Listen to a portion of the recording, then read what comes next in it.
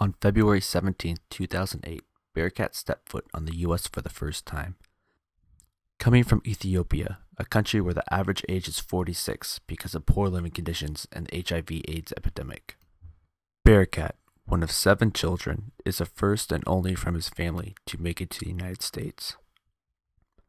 Only 20 years old, Bereket has dreams of a flourishing future. He works at 2 jobs, working over 60 hours a week, and oftentimes only running on a few hours of sleep, all in an effort to financially support his family by sending money back to Ethiopia and saving up for college, which he starts full-time next quarter at Anza College.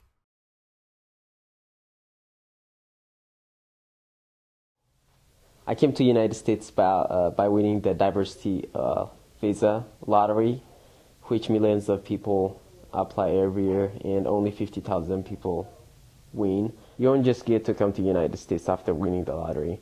You have to go through a lot of tests. They want to make sure that you're not a criminal, HIV positive, and negative to TB. And they also want to make sure that you're at least a high school graduate. It took me to 26 to 27,000 Ethiopian birr to get here, and I had to borrow that, and I just finished paying it off.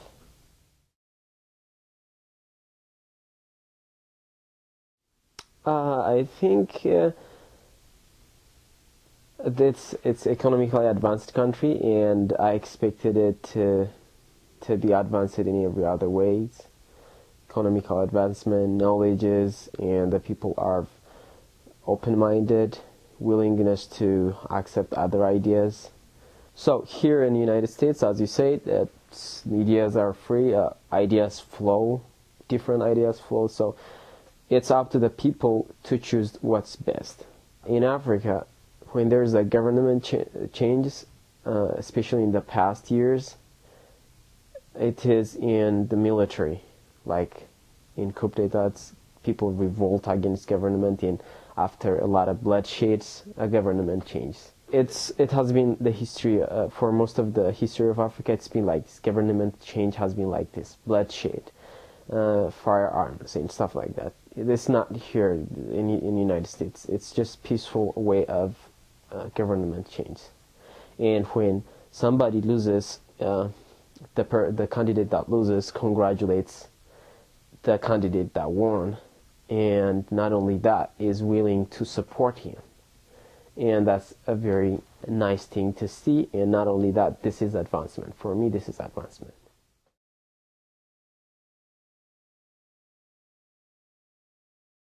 Yeah, when I see my future, I like to break it down into certain parts of my life. I see it in educational, spiritual, economical, physical, and social parts of my life. So I have goals set up in each part of my life. Do you want to go into detail about what some of those goals are for each part of each part of your life? Yeah, like I can tell you, educationally, in 5 years, I see myself graduating and be a degree in nursing. I want to get my MA before I'm 30 years old. Yeah, I'm hoping just to graduate before I'm 30.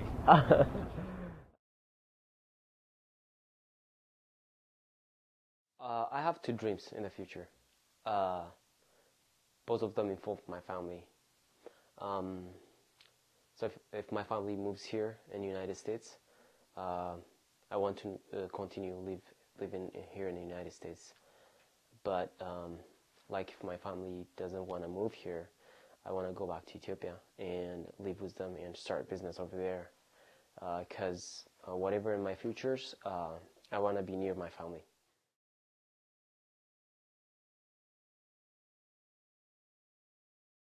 English is very crucial to our education in Ethiopia, since starting from high school, every subject is in English, except Amharic, which is the national language. So I was a child that is introduced to English at early childhood, has a better chance of being good at his education. So I was introduced to English at my childhood through movies, and movies are also a big deal in Ethiopia, because those are one of the things that we do enjoying is watching the movies, and almost all of the movies that we watch are American movies. By watching the movies, people don't only pick up the English words. They also pick slang English words. They also try to dress like the people that they see in the movie. They also imitate some of the actions. So you see that on people.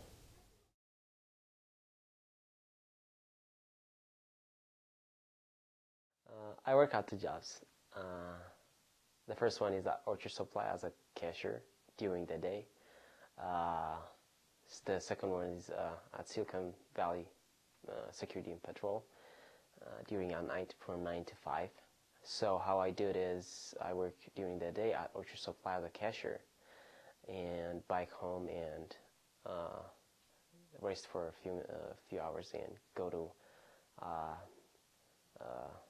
bike to Silicon Valley to do a security guard during the whole night and bike home and get rest and go to my other job at Orchard Supply.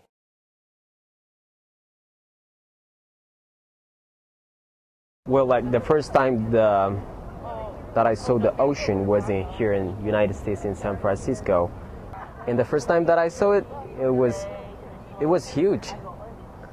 I mean, the place, the water doesn't end at all. I mean, I just keep looking, and it was very exciting. It was a very exciting moment of my life. And I actually get to touch the water, and it was amazing. It was very cold. The water was very cold. It was very cold. And I just wanted to stay there watching it for hours. And I couldn't wait to tell my brothers and my friends. The first thing that I did when I got back from seeing the water was email my friends and my family.